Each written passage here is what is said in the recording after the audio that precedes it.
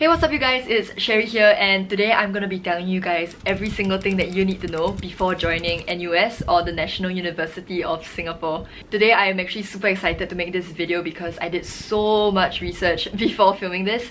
Like literally like just 1 hour just writing down everything, recollecting all my thoughts.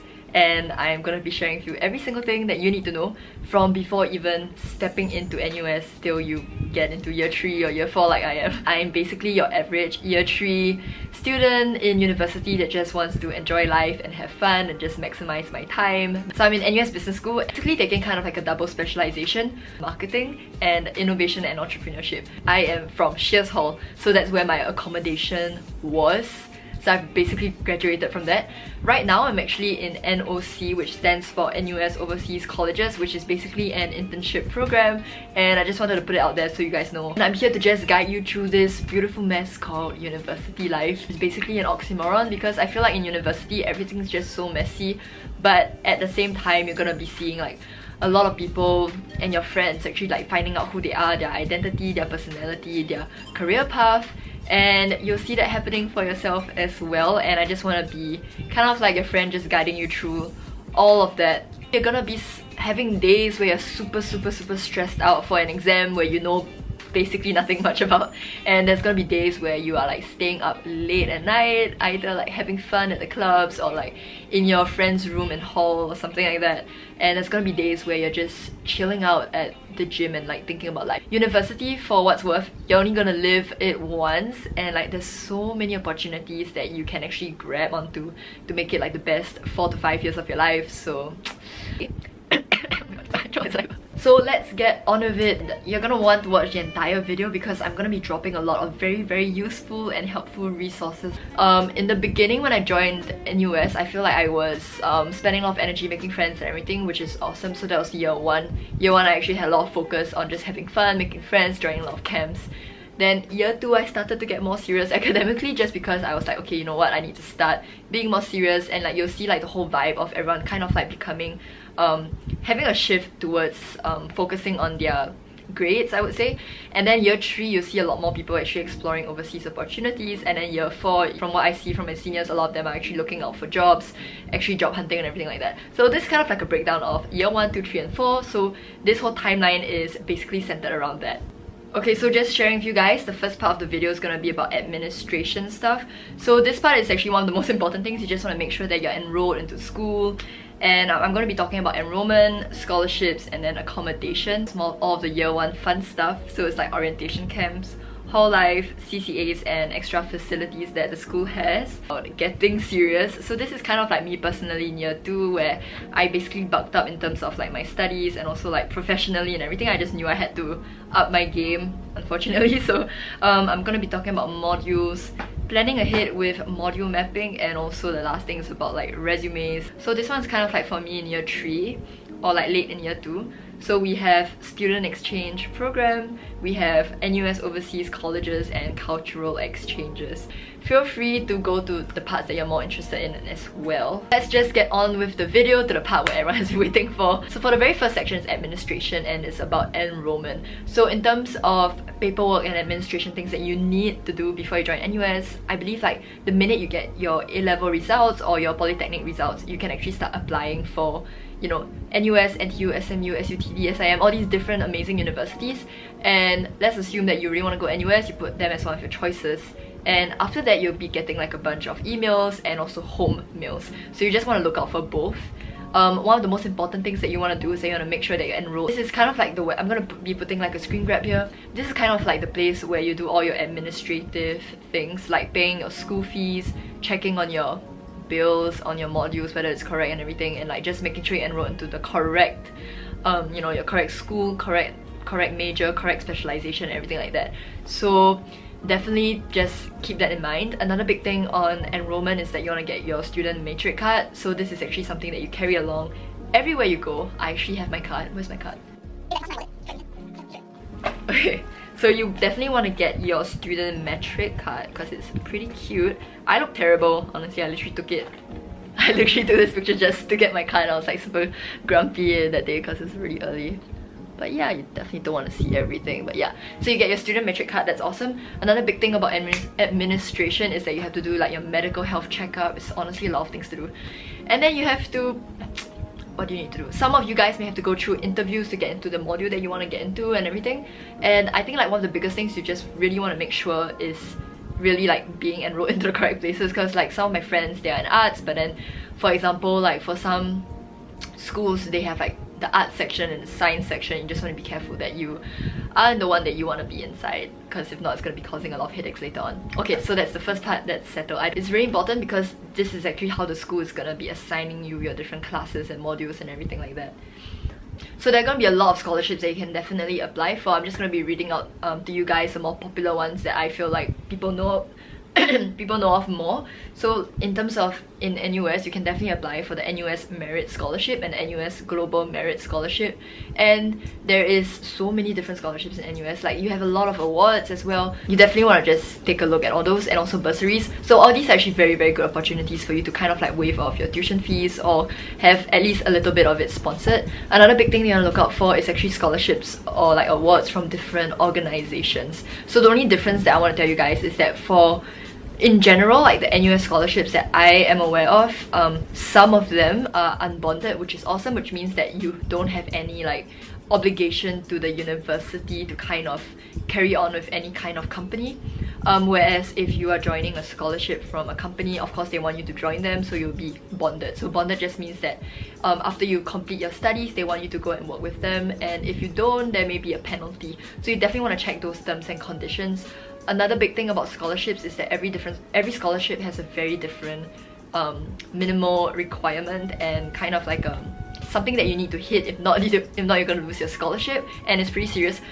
Another big thing that you want to check is that if you are tied to one scholarship, sometimes you cannot accept any other awards or any kind of like schemes or anything like that, and yeah, or grants, right? So you just want to kind of check those out before you decide on which scholarships you want to apply to and which you want to accept. So that's my tip. So I'm going to be sharing with you like a little story on my own personal journey with the whole scholarship thing, because I didn't really know a lot about it until like right now I'm in year 3. You want to try and apply for many scholarships. So for me, I chose the ones in like business and law in general. So I know a lot of my friends don't know, but actually before joining business school, I was actually offered to join, I think, law school with a double degree in law and business. The reason why I turned that scholarship down is because if you join the law faculty in general, you have to have NUS law as your home faculty, and then business can only be like your second degree. However, I wanted business degree to be my first degree, and then I wanted law to kind of be a second, but that wasn't possible with that scholarship, so I had to turn them down, but it's okay. So in the end, I actually joined business school, and I have a scholarship with this school, and it's amazing. I really like it a lot. So I'm going to be sharing with you a little bit more about like the selection process and also like the application process. If I can find my old applications, I can definitely put them here. If I can find them, it was literally 2 years ago. So yeah, like they'll ask you questions on, in general they ask you things on like, you know, what do you want to do in your life, why do you want this scholarship, and how do you want to make a difference if you do accept this scholarship. And I think these questions in general are very good to think about, whether or not you get a scholarship or not, but it's just really good for you to put your headspace in the right place when you're applying for all these different programs. And I guess it's kind of like a good way to start school, because you're really thinking about what you want and like why you want to study that. So yeah, that's basically what I have to say. In terms of the second layer of the application process, so what happens is that they bring you into like they don't bring you anywhere, sorry. You just go to the school and you have kind of like a group interview.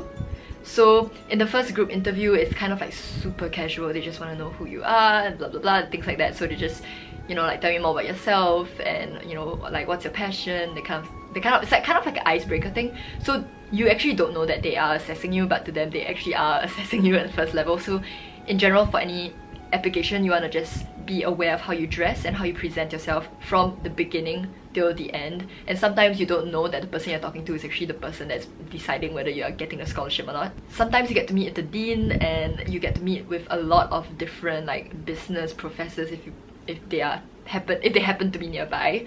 So that's something to take note of. And the next layer of the application process, I remember, was that we had to go into this room, this tutorial classroom. Sorry, it's so long ago, so I'm like looking everywhere. I think this tutorial seminar room, and what they did was that everyone has like literally if I'm not wrong, we had like 15 minutes to answer 50 questions, and the questions are super difficult. It's like general knowledge questions. I remember one question was like, when did the Cold War between the USSR and USA end? And that was probably one of the only questions I was like, yes, I know this, but everything else I'm just like, what is that? Or I think they asked you like, who was Korea's first president? Some like these kind of questions. And another question I remember was, this was like so long ago, I don't know, like a lot of strange questions, random general knowledge things. So I think they just want to get a sampling on like how well you are aware of the world and things like that. I don't think it's a very big part of their grading criteria, just because it's just so, you know, unpredictable. But it is definitely a part that you want to take note of. So in general, for any business kind of applications, I would say you just want to be prepared in terms of current news and everything. For the last part of the scholarship, you definitely want to make sure that you are in the mood for a case study. So what they did was that they just sent me to another room, and then they gave me this like huge folder, okay, like a thick folder, and then we had to just flip through everything, and there's like a lot of graphs, a lot of charts, a lot of like information. I remember the case, but it was roughly about it was 2 years ago, and then at that time it was kind of like new technology, I guess. And what happened was that they had like a bunch of charts. So like one of them was called, like one page was called like a buyer profile. So they tell you like, okay, who's using our app, who's not using our app. It's all fake data, of course. I think, actually I'm not so sure, sorry. I don't know if it's real or fake data. And the second thing that they showed you was like profit and loss, so like the P&L kind of thing. You kind of want to study that a little bit, especially if you're going to business school. And then another big thing that they showed us was like the different roles in the company. Another big thing that they showed us was like marketing spend, like how much money they're spending on this kind of advertising, what's the response rate and things like that. So from those charts you get to interpret a lot of different things. Now the very fun and interesting part is that all these group interviews are held in groups of like 8. So I'll go more into it in another video, but essentially you all get a role. And I believe like mine was actually like marketing related. So there's like the finance person, there's the marketing person, there's like the law person, and there's one person for something. So obviously we're all business school students, but they just want to put you into like different kinds of situations. And I'm pretty lucky I got a marketing one because that's what I'm good at. And after they dump all this information on you, they're like, and it's all silent by the way, just give you this folder, you just read it, read, and like so little time. The next room that you go in is like the scariest room ever. So there's no time for you to interact with anyone after that, you know, during the whole case study thing. And you basically go into this huge conference room, and it's beautiful. It's like brown, like I don't know how to say it, but it's like a very big brown wooden room with a big wooden table in the middle with like a huge screen. And like basically there's one judge, so she's obviously like the one that's grading us for the scholarship. And what she does is that she says, okay guys, right now you guys have 1 minute to tell me everything you guys know, blah blah blah. So literally she's like, okay, I don't know why I did it in like a man voice, but it's just really scary. And like the first person that stood up was like, okay, sure, I'm gonna be presenting to you our financial charts, this is what we have, blah blah blah blah blah. So you have 1 minute to speak on like everything that you want to say. So she says it, and then I'm like number 8 or 7, so I'm lucky I'm at the end. And then like this person comes up, he's like, okay, based on my economic theories, this is what's happening, I think it's not good to do this, I think it's good to do this. And then the next person's like, okay, I'm in accounting, I'm like, and then she's like, okay, based on our P&L, we have this like net gain, net loss, blah blah blah, this is our profit margin, that kind of stuff.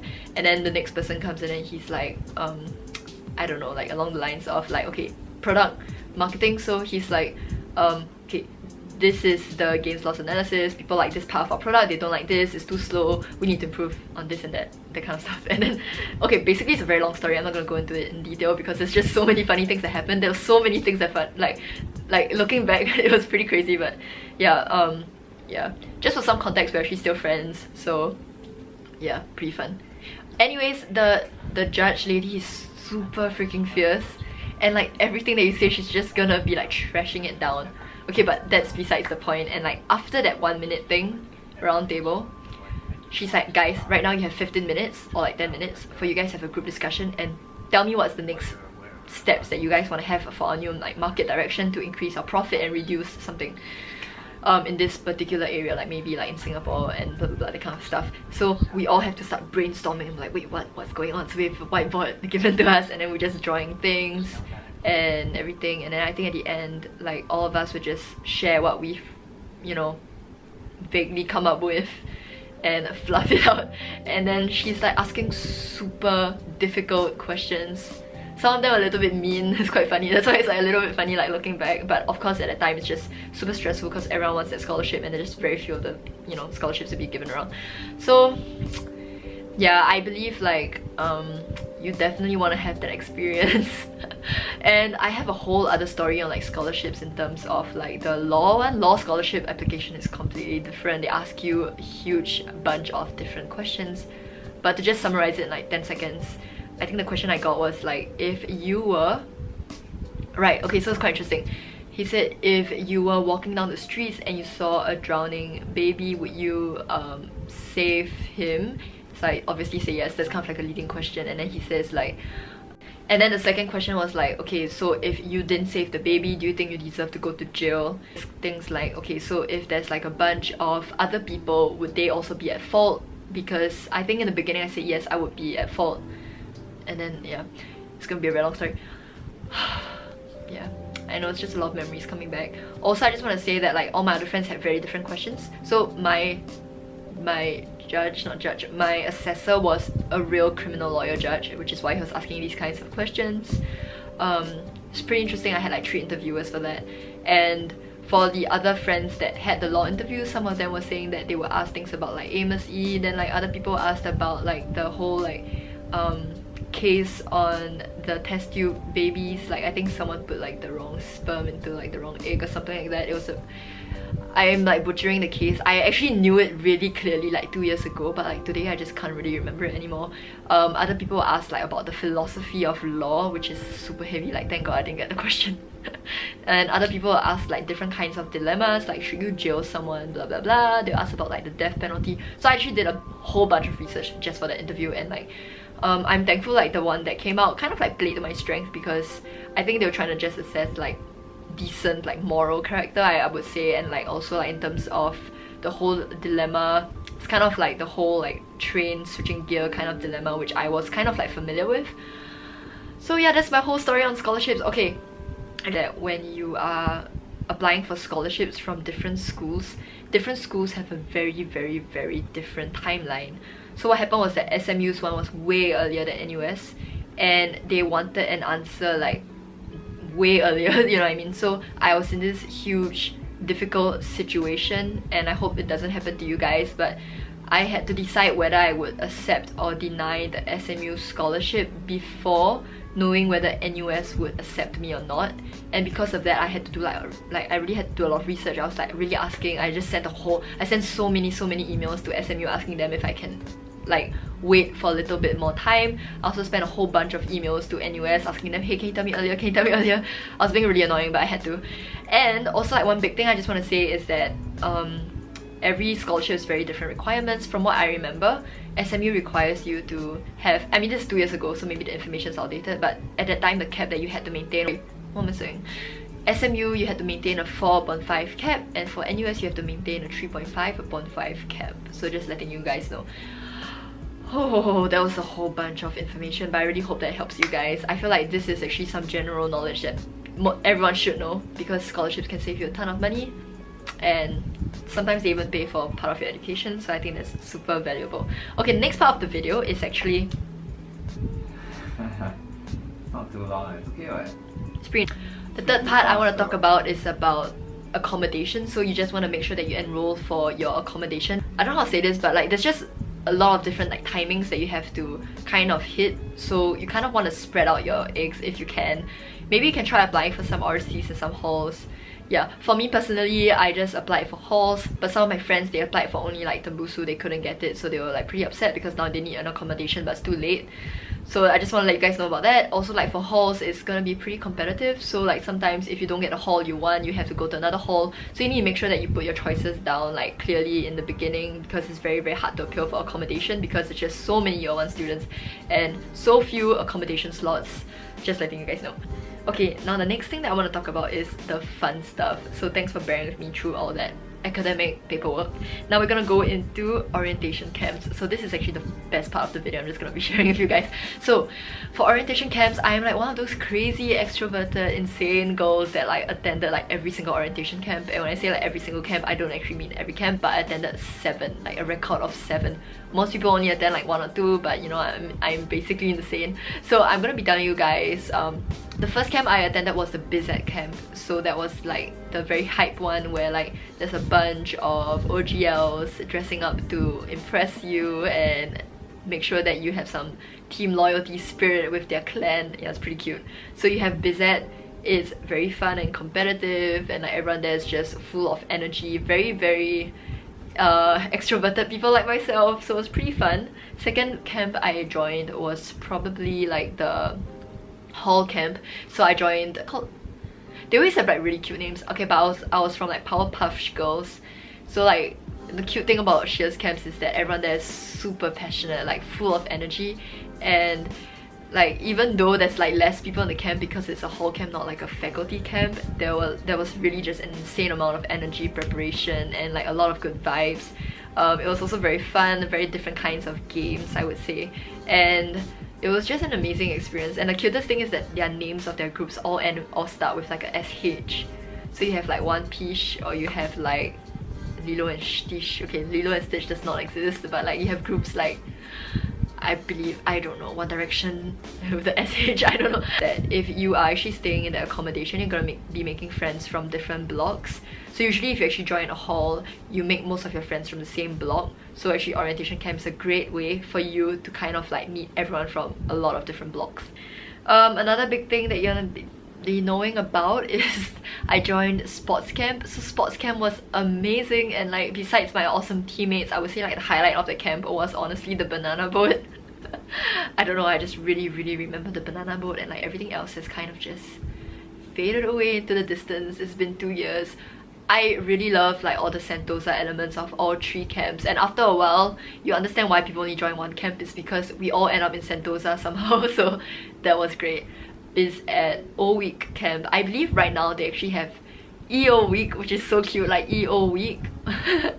So, or maybe E-week, I don't know, but because of COVID-19. But O-Week was one of the first camps oh wait, no, that wasn't the first camps, I believe. So O-Week is when you actually get enrolled into school, and honestly you spend the first 2 days stuck in this like LT, and then they're just teaching you how to do your module mapping and everything. But like everyone is like honestly just dead tired, so no one's really listening, sorry, but everyone knows this is a fact. Yeah, but you know what, you have to learn how to plan your module later. Okay, another big thing that you wanna, yeah, so after you get accepted into Sheares camp, they have like a proper Sheares camp, and I think that's what they call the ABCDE camp.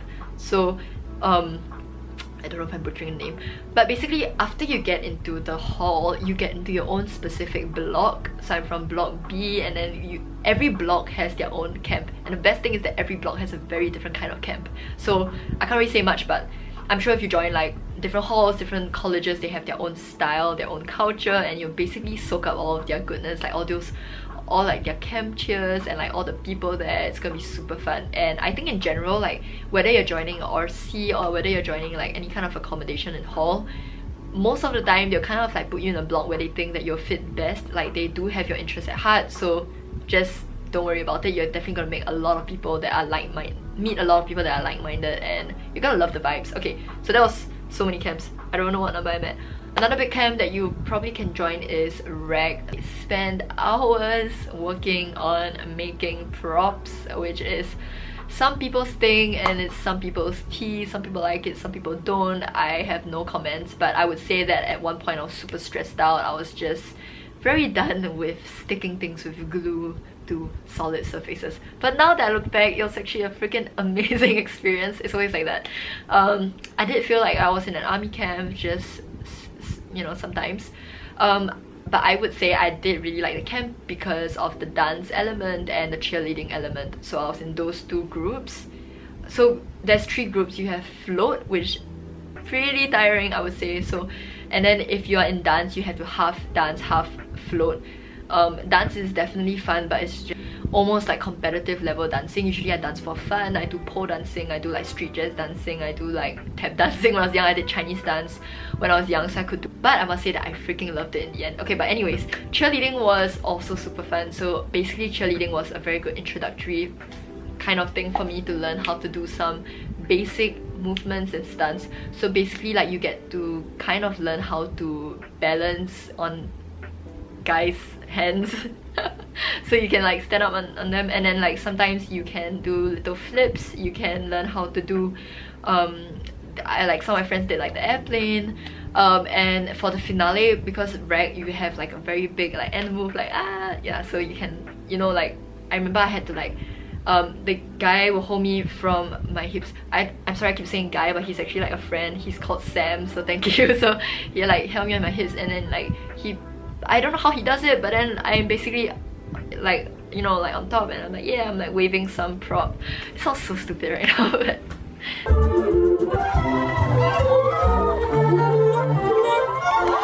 oh my gosh, do you see what she's wearing? It's so 2008.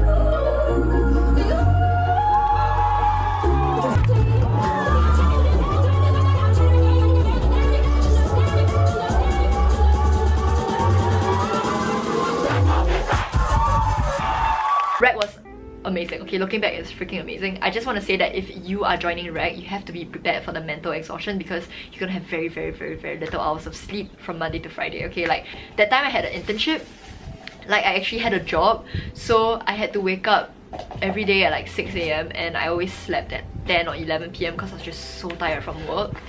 And that huge transition from that kind of lifestyle where I'm exhausted already from work, and suddenly the next day I'm like only sleeping like less than 6 hours every day. I really felt like I was gonna die at one point of time, but basically that was just my personal experience. Of course, I still do like it. For what's worth, I think everyone had a very decent experience in the end, and also you make a lot of awesome friendships, so everyone really loves that. And I think like the biggest thing from rag, like in terms of like the community of raggers, is that like we know that at the end we have to put up a good performance, and like all the proceeds go into charity, and like NUS is one of the best universities for raising money, and I think that's what drives us.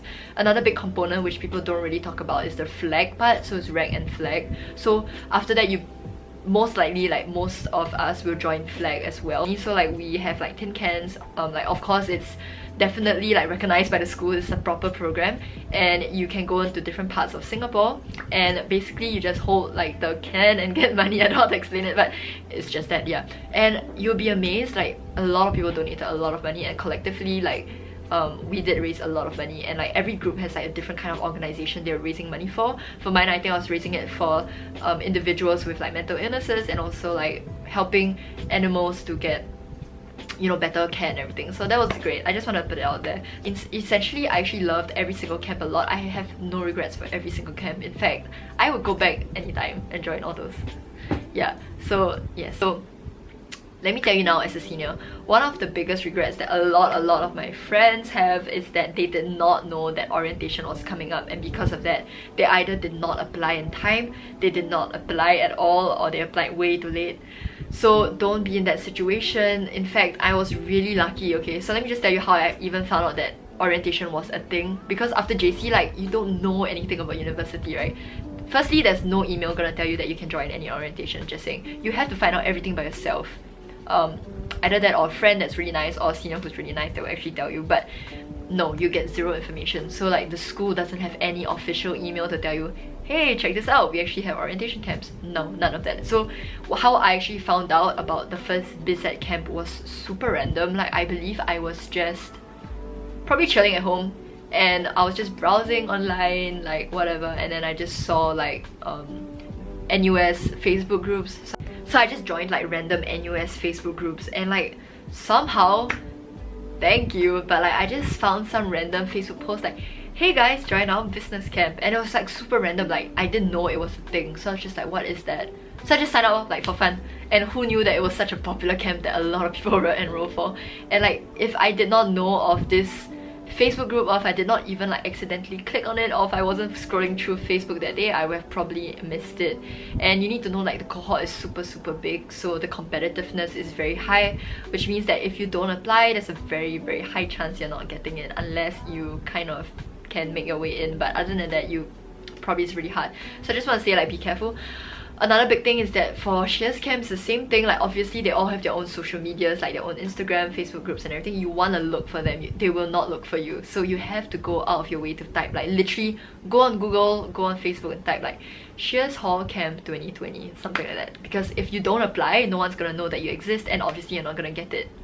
Okay, so that's just my personal tip, because a lot of my friends actually suffer from that. They have a lot of regret, and like I feel really bad for them, because it's not like they didn't want to join, it's because they didn't know. And like, the worst part about life is when you don't know something. And yeah, and I'm not gonna sugarcoat that. I think it's pretty sad, because orientations are really one of the best ways for you to kind of like meet so many amazing people and from all walks of life. Okay, and I just want to say, like, after your orientation camps, and life in university is just like a snowflake dropping down from the sky.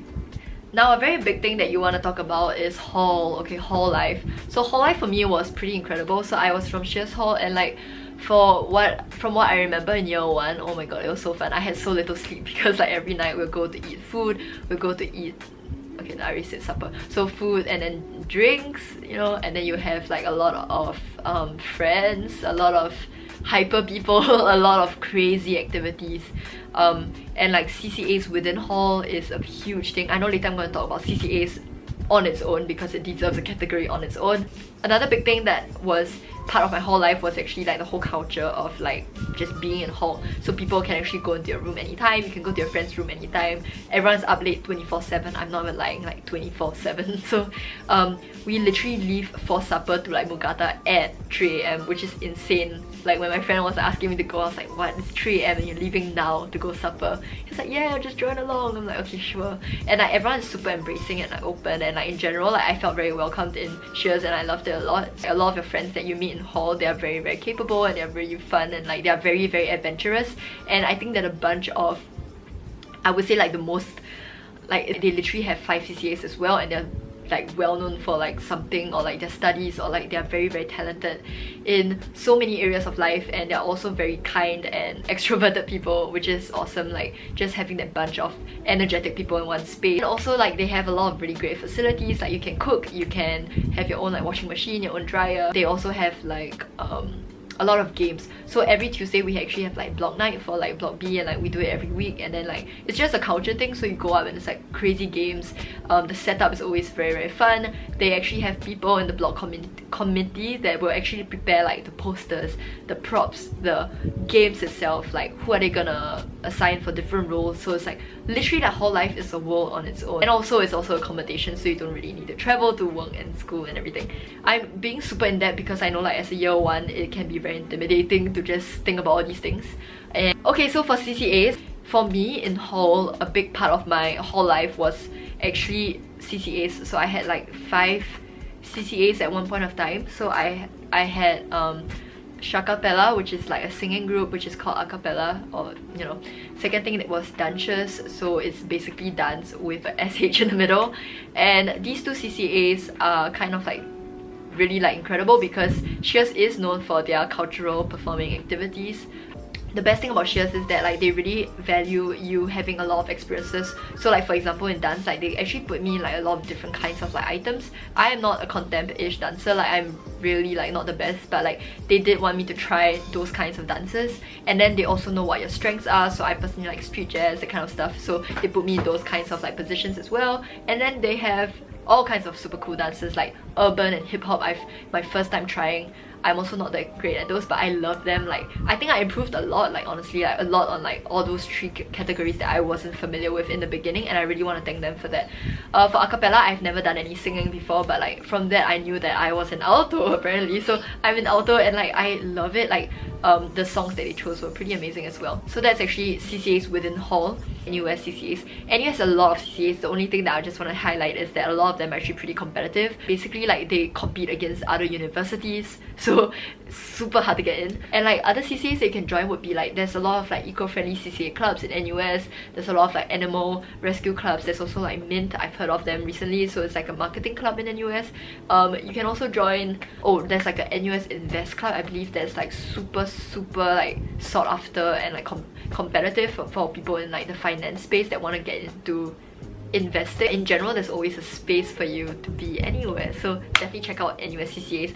The only thing I recommend in NUS is that you should join a CCA or like an interest group or some kind of like club, because you are gonna meet a lot of like-minded people, and like honestly, if you don't, then you're just going to school and then you're going home. It's gonna make friends outside of class as well, not just within your faculty, so I think clubs are a great way to do it. Okay, last but not least, we have the coveted facilities.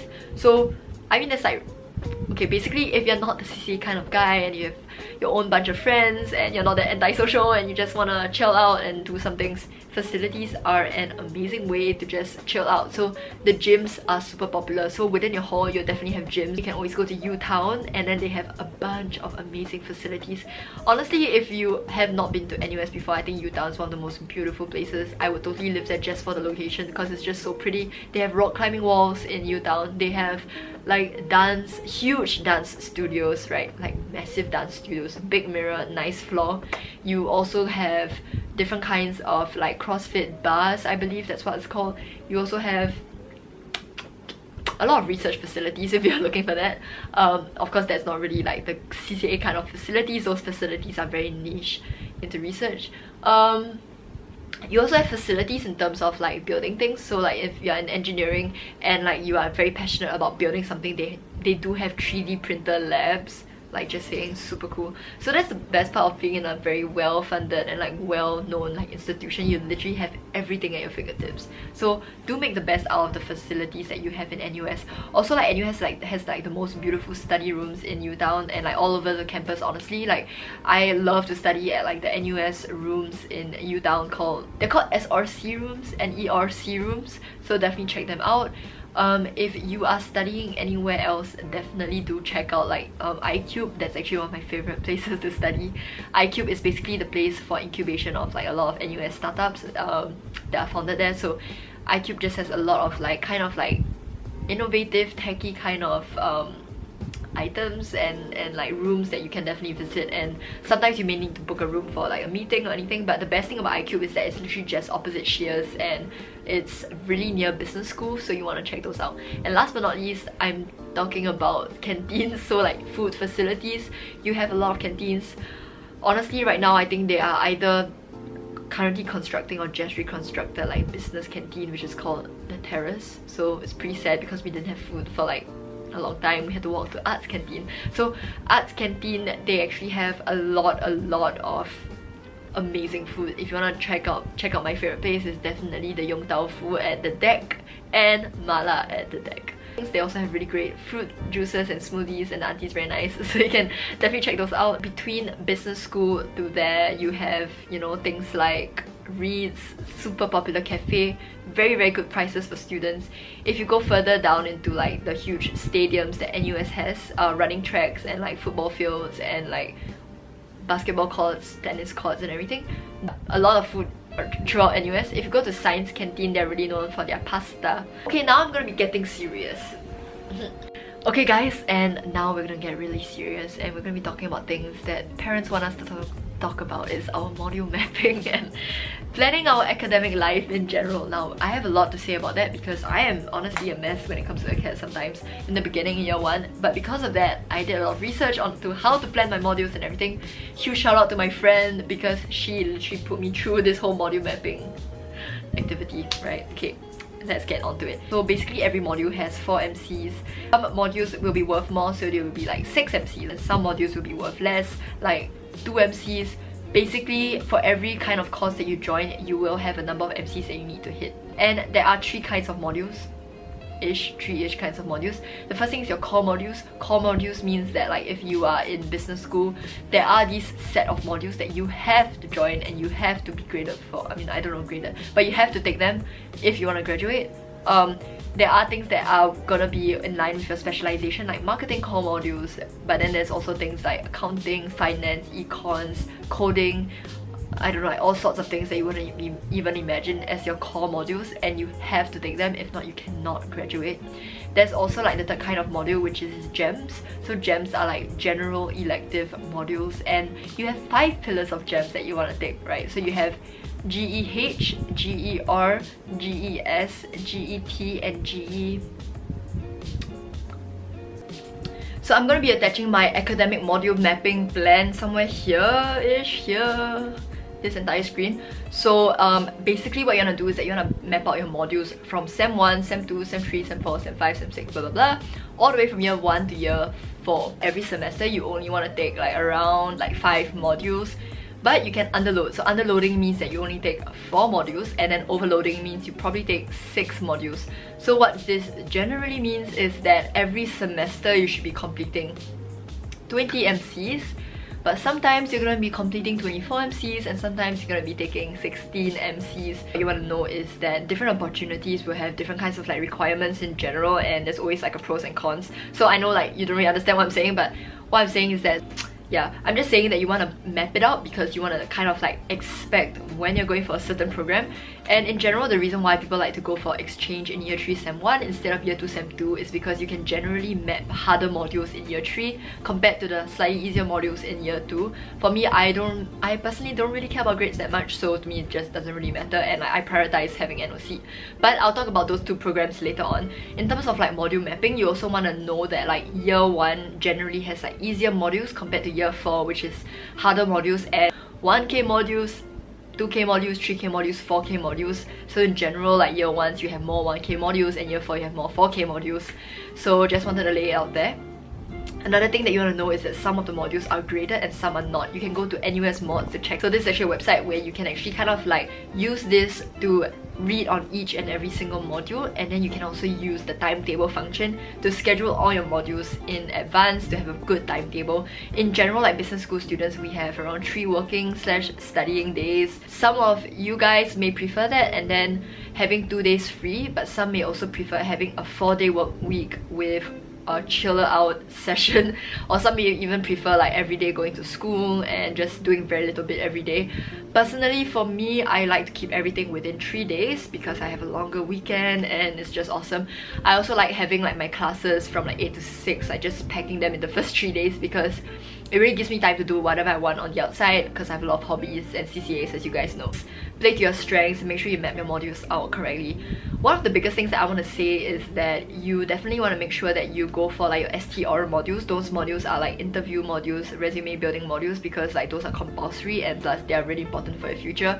Even though a lot of people make fun of it, I actually think it was pretty awesome, like learning about like, I think like they were teaching us like LinkedIn, resume building, and like having a proper CV. At the time I never had one, but this class actually helped me to create one. The big thing that you want to take advantage of is that you want to put your harder modules at the back, and like for year 1 modules in general, they are ungraded, which means that you can actually choose to not count them in your grades, which is awesome. So usually like for some students, they kind of want to like predict like which modules they want to like ungrade and which ones they don't want to ungrade, and you also need to check whether you can. So like for example, like if you're expecting yourself to do really badly for a module, like at least pass it so that you can ungrade it, and then it will appear on your transcript as like a pass rather than like a C, right? Like for example, so I've used like my SUs like for like topics like I believe like econs, accounting, finance, that kind of stuff. I'm not so sure, but I can't remember. Yeah, so anyways, this is just good for you guys to know that you can actually ungrade some of your modules, and of course every single opportunity to ungrade is going to be very different. So like for example, like if you want to ungrade an A, it doesn't make sense obviously, so you want to ungrade things like a B- maybe, or like a C+ or a B. So some people have like a lot higher hopes for their grades, so like maybe if they get a B they will ungrade it, but like maybe for someone who's okay with a B they wouldn't ungrade it. So just wanted to put it out there. So in terms of like specializations and like what degrees that you guys can take, you have to do your own research. Every degree, like an extra specialization or minor or major, requires you to fulfill some MCs that are under their description. yeah, this is pretty much it. Okay. So last but not least, is a module on like resume building, interviews and applications. So in general, like this is part of the getting serious part, because like this is actually really freaking important. Like a lot of my friends like in year 1 they had no LinkedIn, but like I had an internship after JC where I already had LinkedIn, but like by then I could understand how important it was, and like I was just wondering like when would the school kind of like teach the students on like, you know, like personal branding and things like that. So they didn't really touch on it much, but the only opportunities you probably gonna touch on it is like your STR modules, and that's where they will tell you how to build your resume, how to make your name card, how to do your, I don't know, like a lot of things, like your CV and everything like that, which is basically the same thing that I said. And they have like mock-up interviews, and it's really helpful. So it's kind of like a career guidance thing, and also like they teach you how to dress well for an interview, which is really important, and how to present yourself during any interview. And like as much as we don't feel like the importance of it now, like right now after interviewing with like so many different companies, I do see the importance of being good at interviews and also like getting the job that you want through your CV and everything like that. So I just want to put it out there that it is important. And like NUS itself, we have actually we actually have dedicated resources to helping you to have your own name card, to have your own kind of like tag, I believe, and like different things like that. So you can check it out at like the administration office. They will give you one if you ask for it, and you have to pay like a little bit just for a badge or something like that. So it's like a name card or something. Yeah, I personally haven't done it, but I really want to get one. And NUS also, like every week or every month or so, they have booths. So like for example, like sometimes in business school they have like P&G coming, or like one day it'll be like L'Oreal, and another day it'll be Unilever, a lot of big companies. And then also like a lot of big consulting companies like to come down, like probably like the big four as well. So all these companies will probably come down, and then they'll just try and get students to get recruited. So that's actually a pretty good place for you guys to meet some of the higher ups in each company and ask for an internship. And okay, not ask for an internship, but like just be friends with them first, and maybe ask if they want to get you as an intern. I don't know, but yeah, just wanted to let you guys know about that. Alright, now we are finally down to the last part, which is opportunities. Okay, number 1 on the list of opportunities is student exchange program, and I put it as number 1 because it's the most freaking important. Like I feel like student exchange really changed my life personally. Like maybe for you guys, I don't really know that many people who did not enjoy exchange. I mean, I know like 1 or 2 because they had like a bit of like a few bad experiences, but like, other than those, like exchange is really one of the best places for you to, then again, discover yourself, find out what you want to do in life, meet people from all walks of life. And I tell you, like the best thing about exchange is that you're gonna get a whole new global mindset, and then you're gonna realize like why you're studying so hard. Like life is meant to be more fun and full of joy and chasing your dreams, and I think that's something that everyone should once in a while go overseas to just think about it. Okay, now I do know that I'm saying this in the context of COVID-19, so I'm really sorry if you cannot go for exchange, but don't worry, you can always try and apply next semester, and if that doesn't work, then the next semester. Just keep on trying and don't give up, because yeah. Okay, another big thing I just want to say about student exchange is that I was really fortunate to have a placement, because I know how competitive it is. I'm speaking from a place of a lot of opportunity, because like in business school we have so many slots. Like we're really, okay, not a lot of slots, but like we have a lot of slots compared to other faculties. But then again, like every university has only like sometimes like 7 slots or 3 slots or 4 slots or like 1 slot. So definitely like exchange is something to be treasured and to be appreciated, and it is really a golden opportunity. It's not like a guarantee kind of thing, but you definitely want to try and apply because you don't want to regret. So a lot of my friends, they do apply for like different exchanges, and in general like every year has a very different point system for each school. Okay, so what I'm gonna say is that like in some Telegram group, I believe, like we got this Google document sheet where you kind of write what schools you're interested in for fun, so people know, and then like you can kind of like help each other with like the bidding system, because you need points to get exchange. So 70% of your points go into your grades, so grades are a very big component into how you get your student exchange slot. So my word of advice is that you kind of do want to pull up your grades up, because it's kind of like the biggest determining factor on whether you get your exchange slot or not. And that was one of my biggest motivations for studying hard as well. Of course not the only motivation, but like that was one of the bigger ones. Second thing is that they look at your CCAs, so definitely that's important. You also want to get like leadership points, so that's where you get, you know, that'll be good if you are leading something. CIP points also help a lot in determining whether you go on exchange or not, and also like having your own business. So that's itself like another kind of way you can get points. So now I'm not gonna agree with like everything, because like some people do set up like fake businesses to get more points, which I don't think helps a lot in the long run. But if you want to do that, I guess that's something people do, which is pretty strange in my opinion. But yeah, the reason why it's so competitive is because a lot of people are applying for overseas universities, and like it's literally one of like the once in a lifetime opportunities. So I kind of pretty much understand why people are so competitive when it comes to exchange.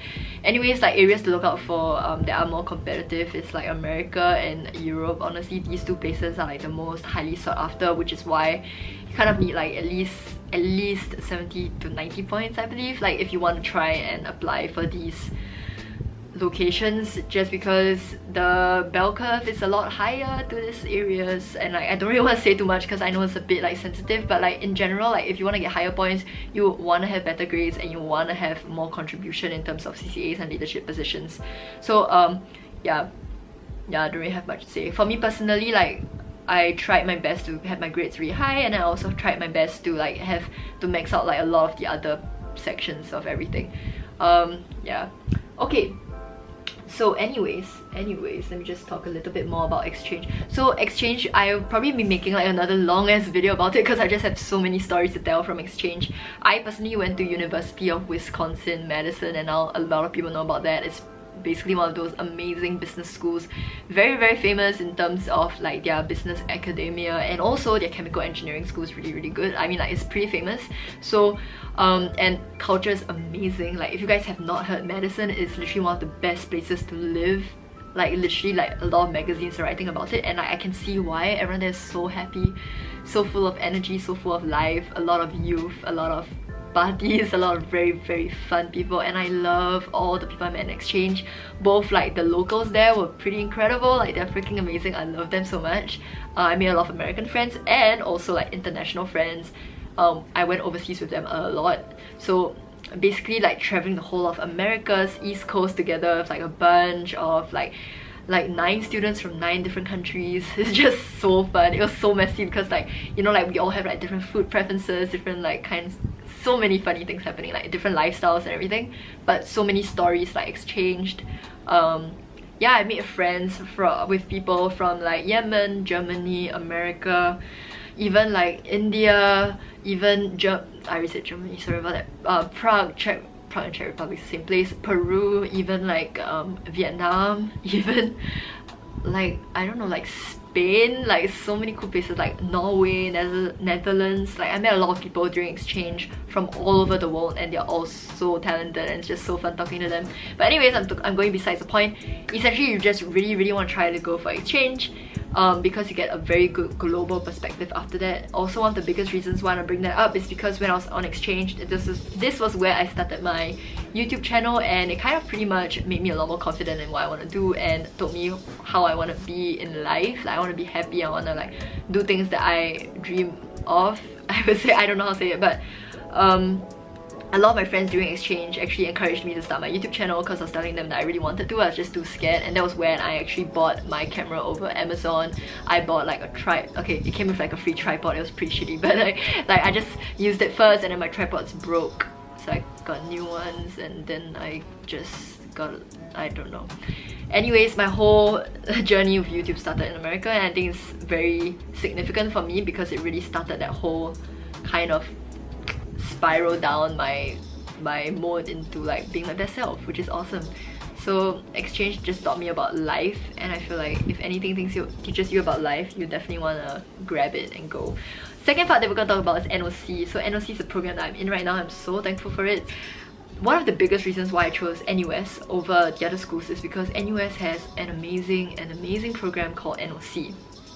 Also because they have a great hall life. But anyways, NOC is one of those programs that is the flagship programs of NUS, and it stands for NUS Overseas Colleges. Basically, they partner you with colleges from all around the world, which are hotspots for entrepreneurship and innovators. And like what they do is that when you are in this program, you get to work in a startup, and it's pretty incredible because they kind of like try to place you in a startup that is you know, like recognized enough to have like structure, like big enough to have a little bit of structure for you to learn a lot, and also like startups that are small enough for you to really make a difference and to impact, you know, the company and the world in general. So like any ideas that you have, they really listen to it. And like I know this is a bit niche because it's really about entrepreneurship and innovation, which I am very passionate about. I've always known that I've wanted to start a company like ever since I was like a little baby girl and everything like that. So I knew that entrepreneurship is for me, and this is one of the biggest reasons why I love NOC. It's actually one of the best opportunities. I just want to say though, like NOC is actually a very good overseas opportunity, but I didn't get to go overseas just because of COVID-19. So I am also affected by the virus crisis. So a lot of you guys may not have known, but like I was like pretty quiet from like this year January to February because I was like super stressed. So I basically got into like Shanghai for NOC, but then the program got cancelled, and then we had to do a lot more extra admin paperwork to like change schools, to like to change the program into like the Silicon Valley program. And like then again we had to do that again for changing from NOC SV into NOC Singapore, so that took a lot of effort. And like don't even mention all the time spent and stress. Oh my god, I was so stressed, having interview after interview after interview after interview in Shanghai, and then like interview in Silicon Valley, and then interview again and again in Singapore. So I was just pretty stressed out by that.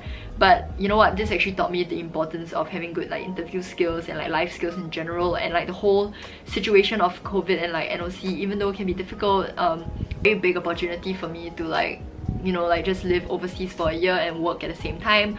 I was actually really looking forward to that kind of independence on a whole new level. But unfortunately right now I can't experience it just because we're all, you know, stuck at home. But it's okay, right? So this is what happens in university. Sometimes things happen and it may not go your way, but you don't want to like just back down because of it. I still think that if you can just try and plan your modules for exchange and for NOC, and like if the world lets you go, then you go, but if you can't go, it's completely okay. And like I know it can be a bit sad when you can't really go for a trip that you were supposed to go for, but you know what, it's fine. We will all live through this.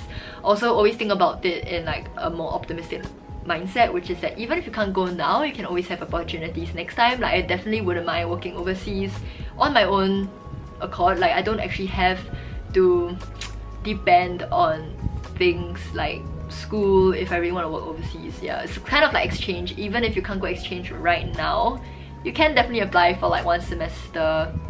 Okay, then that doesn't make sense. You can definitely apply for like classes or like masters overseas next time, so definitely don't be too upset about it. And you know what, we're all in this together. You will be a bit upset because you do wish that you were on these experiences, but sometimes it's okay. We just have to embrace life as it is and never give up. I'm pretty sad now thinking about me being in America and or China and just having a lot of fun. But anyways, it's fine. It's fine. I do want to bring up cultural exchanges. So actually before exchange and before NOC and everything, the first glimpse I had to going overseas was actually this trip. It was to St. Gallen University and it was pretty incredible. I met a lot of friends there, which I still talk to till today. Like literally yesterday I was talking to my friend that I made in Switzerland and he's doing very well. He also wants to start his own YouTube channel. Super cute. So anyways, what I wanted to say is that on this cultural exchange we actually spent 10 days in Switzerland with like literally 30 students from NUS, 30 students from St. Gallen University. It was just so freaking fun. We all have a buddy. I still talk to my buddy till today, and like his friends, I still talk to his friends till today. Super fun. We got to stay in their house. We got to go overseas all over Switzerland on like a student pass, so it's a lot cheaper than usual. They also cooked for us. They're so nice. And then like for those 10-ish days or more, we got to go to Snippet, like the mountains. We got to see different companies. Like we went to EY, which is Ernst & Young, which is the big four, which everyone wants to see. So cool. Oh yeah, and then we also got to visit Google in Switzerland, like the not headquarters, sorry, but Google in Switzerland, and it was incredible. We had to go down the slide. It was so fun.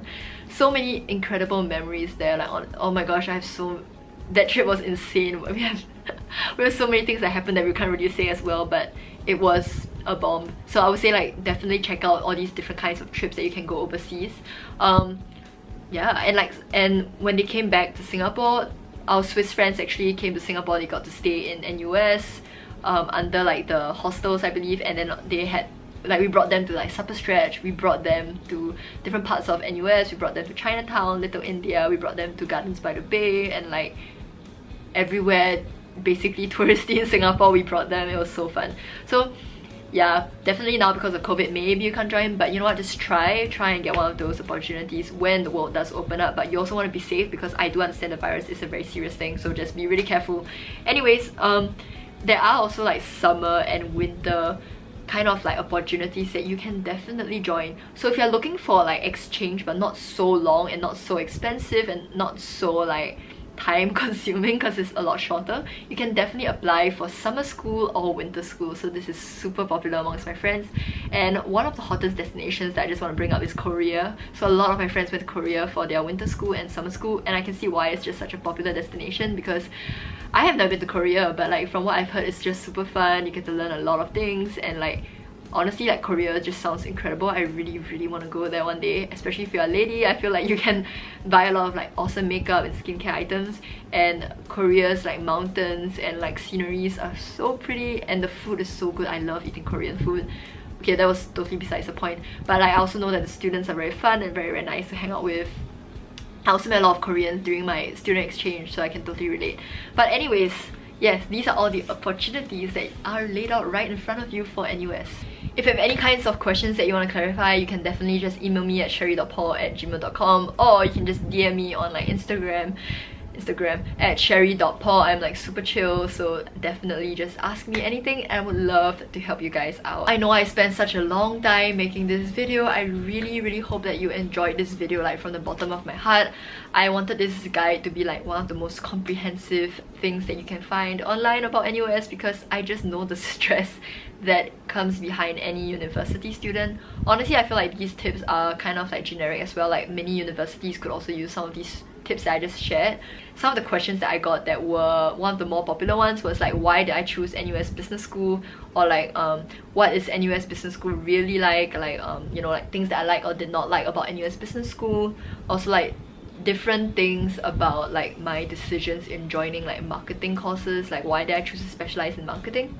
I also got a lot of like questions on in general like hall life, and like how do I balance like studies with play, or like studies with like YouTube, and yeah, that kind of stuff. I also have questions on like internships related to like marketing and business internships. So anyways, I know I have like so many different things to talk about, and that's why this video is so long. But so thank you so much, and comment down below what kinds of videos you want to watch before you go. Thank you so much for watching, and I'll see you guys in school, literally. Bye guys.